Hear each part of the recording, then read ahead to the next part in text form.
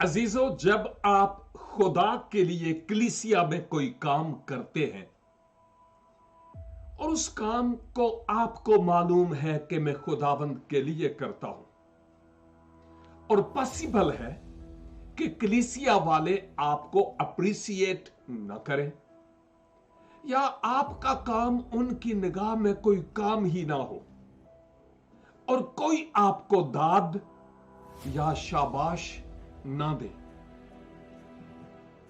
میں آپ کو بتانا چاہتا ہوں نو پرابلم۔